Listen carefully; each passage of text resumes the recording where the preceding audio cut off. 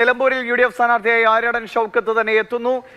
നീണ്ട ചർച്ചകൾ ഇപ്പോൾ ഈ നിമിഷം വരെ ചർച്ചകളായിരുന്നു. ആര്യാടൻ ഷൗക്കത്ത് തന്നെ നിലമ്പൂരിൽ UDF സ്ഥാനാർത്ഥിയായി മത്സരിക്കുമെന്നതാണ്. അൻവറിന്റെ നിർദ്ദേശങ്ങളോ അല്ലെങ്കിൽ താല്പര്യങ്ങളോ ഇപ്പോൾ പാലിക്കപ്പെട്ടിട്ടില്ല എന്നുകൂടി മനസ്സിലാകുന്നുണ്ട്. CK വിജയൻ വിവരങ്ങളുമായി ചേരുന്നു. CK, ആര്യാടൻ ഷൗക്കത്തിലേക്ക് തന്നെ എന്നതായിരുന്നു സൂചനകൾ. അതിനിടയിലാണ് അൻവർ ഒരു ഇടയൽ മനോഭാവം കാട്ടിയത്. പക്ഷേ അതിൽ UDF വീഴുന്നില്ല, ആര്യാടൻ ഷൗക്കത്ത് തന്നെ എന്ന് ഉറപ്പിക്കുന്നു അല്ലേ?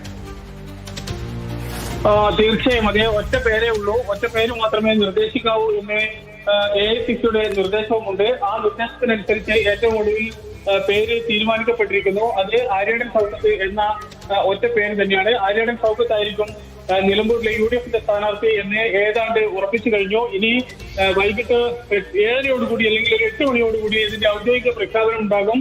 അതിനനുസരിച്ചുള്ള നേതൃയോഗങ്ങളും മറ്റും ചേരാനിരിക്കുന്നതേ ഉള്ളൂ. അത്തരം കാര്യങ്ങൾ കൂടി വന്നു കഴിഞ്ഞാൽ ഔദ്യോഗികമായി ഇത് പ്രഖ്യാപിക്കപ്പെടും. ഏതായാലും ഒരു 8 മണിക്കപ്പുറം പോകില്ല, അതിനു മുന്നേ തന്നെ ഔദ്യോഗിക പ്രഖ്യാപനം ഉണ്ടാകും.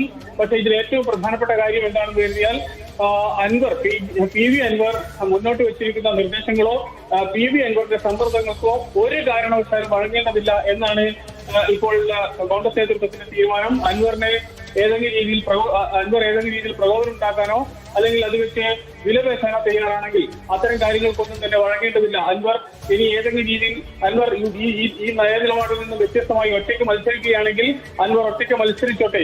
ഇനിയല്ല അൻവറിന് മറ്റെന്തെങ്കിലും കാര്യങ്ങൾ പറയാനുണ്ടെങ്കിൽ അതുകൂടെ പറഞ്ഞോട്ടെ. പക്ഷെ എന്ത് വന്നാലും സ്ഥാനാർത്ഥി നിർണയത്തിന്റെ കാര്യത്തിൽ അൻവറിന്റെ ഇന്നലെ ഈ തെരഞ്ഞെടുപ്പ് തീയതി പ്രഖ്യാപനം വന്നതിന് പിന്നാലെ തന്നെ കോൺഗ്രസ് വ്യക്തമാക്കിയത് നാളെ തന്നെ, അതായത് ഇന്ന് ഈ സ്ഥാനാർത്ഥി പ്രഖ്യാപനം ഉണ്ടാകുമെന്നാണ്. പക്ഷേ ഇത് ഔദ്യോഗിക പ്രഖ്യാപനം വൈകുന്നു. ഈ തീരുമാനം തന്നെ ഈ നിമിഷമാണ് വരുന്നത്.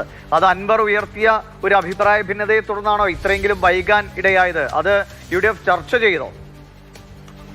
തീർച്ചയായും ചർച്ച ചെയ്തു. കാരണം അൻവർ ഈ രീതിയിൽ ഒരു പൊതു സ്വീകാര്യമായ സ്ഥാനാർത്ഥിക്കെതിരെ നീങ്ങുകയാണെങ്കിൽ എന്ത് ചെയ്യണം എന്നതിൽ ഒരു യോജിച്ച തീരുമാനം എടുക്കേണ്ടതുണ്ടായിരുന്നു കോൺഗ്രസിനെ സംബന്ധിച്ചിടത്തോളം. ആ തീരുമാനമാണ് ഇപ്പോൾ സ്വീകരിച്ചിട്ടുള്ളത്. ആ തീരുമാനം ഇതാണ്: ഒരു കാരണവശാലും അൻവറിന്റെ നീക്കത്തിന് വഴങ്ങരുത് അല്ലെങ്കിൽ അൻവറിന്റെ സമ്മർദ്ദത്തിന് വഴങ്ങേണ്ടതില്ല എന്നാണ്.